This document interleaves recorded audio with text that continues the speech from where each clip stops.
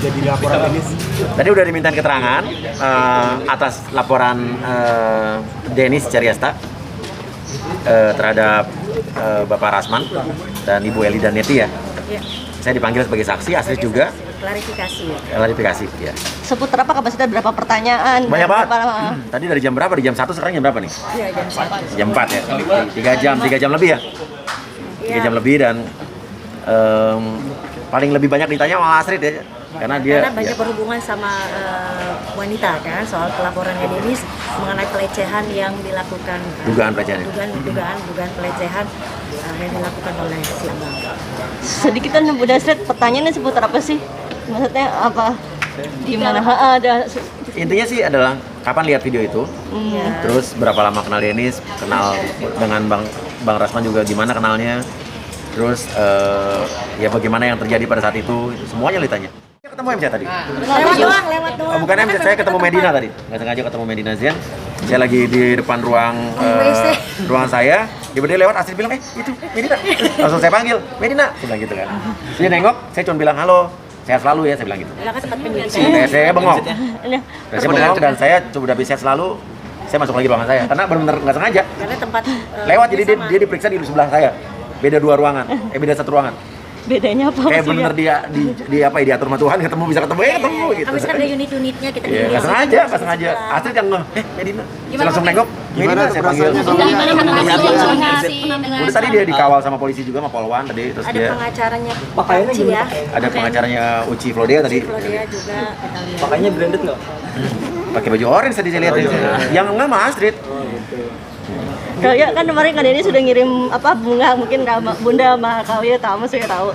Nggak ada ikutan mau kirim bunga dengan kata-kata. Kirim bunga enggak? Kan ini kan masalahnya kan beliau kan ini jadi tersangka atas laporannya Uci ya. Nggak ada hubungannya sama saya. Nggak ada hubungan sama saya. Nanti nggak tahu kan laporan saya juga masih berjalan ya. Ya karena kan laporan kita kan diduga penipuan. Jadi kalau memang dia bisa masukkan juga penipuan yang penipuan yang kita belakang kita buat, ya mungkin saya akan kirim bunga. Juga suaminya Medina telepon saya, hubungin saya.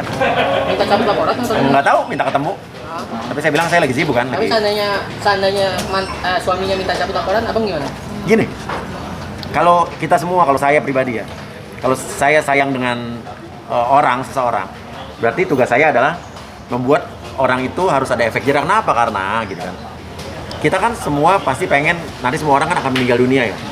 Saya pengen orang tuh kan meninggal dunia tuh dengan nama baik, bukan dengan nama buruk. Karena saat orang meninggal yang dikenal adalah apa, dia sebagai apa, hidup sebagai apa. Justru kalau kita berpikir positif, bagaimana caranya supaya kita menyadarkan seseorang agar dia punya nama baik. Bener nggak sih? Jadi menurut saya dimaafin, proses hukum tetap jalan.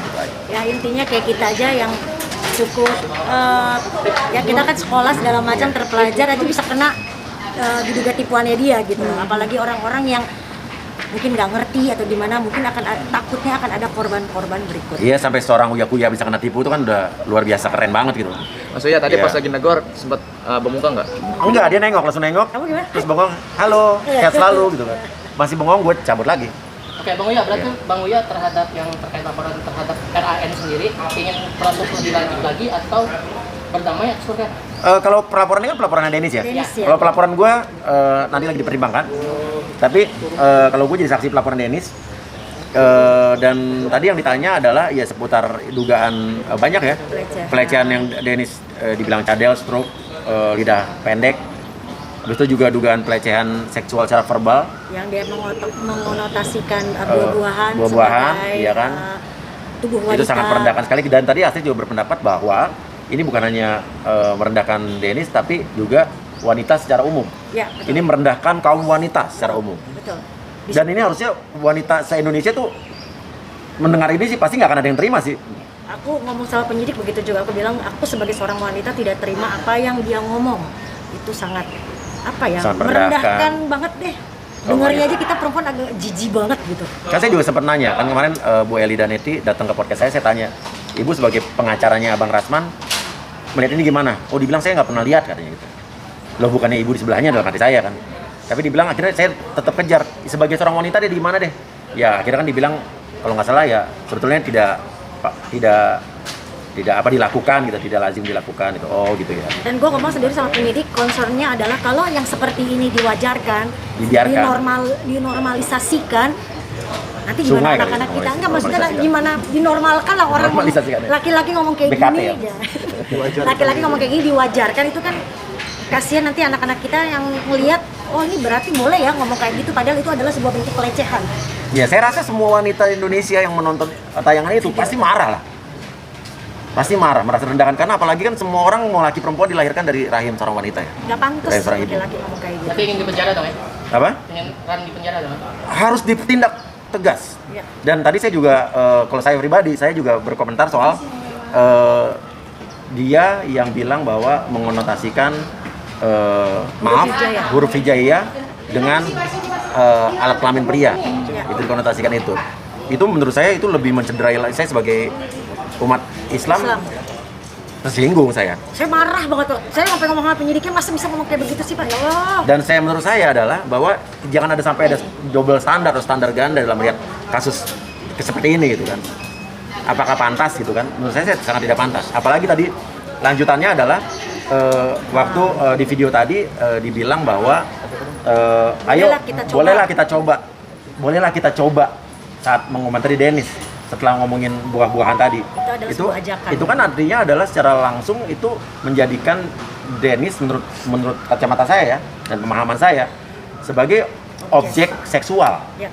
Mengajak melakukan itu, ya kan? Seperti itu. Terus apalagi tadi di videonya dibilang bahwa walaupun saya tidak suka, tapi saya paksakan lah. Tapi jangan mahal-mahal ya, Nah, itu kan katanya si berarti- abang. Terus bahwa setelah itu dibilang katanya, ya kalau saya suka berapa M pun saya bayar. Artinya itu kan menjadikan Dennis wanita sebagai objek jual beli. Ya. Nah maaf kata, Dennis kan bukan wanita penghibur, bukan apa segala macam. Itu menurut saya ini banyak banget sih yang ibaratnya offside-nya banyak banget menurut saya. Bang Uya bahasnya Iya, cuman iya. dengan adanya pemanggilan dan menjalani BAP seperti ini kan pasti ada kerugian waktu juga Oh, nih, iyalah. datang gitu-gitu. Cuman berarti Mbak Astrid sama Bang Uya sendiri ikhlas dan support aja Oh, atas iya. Ikhlas dan support ya. Karena ini permasalahannya kan di wanita juga, maksudnya dia melecehkan wanita. Jadi saya bilang saya siap. Harusnya hari Saya ini kita kembali. Ya, saya bilang saya nggak mau. Nggak saya jadi mau- gara-gara saya ini. mau Iya. klarifikasi dulu ini, Iya, dipanggil saya iya, mau datang. datengin karena memang menurut saya ini sangat tidak pantas. Tidak pantas. Makanya saya harus hari ini kembali, udah diundur aja. Iya. Tapi ya. Jangan lupa subscribe dan nyalakan lonceng.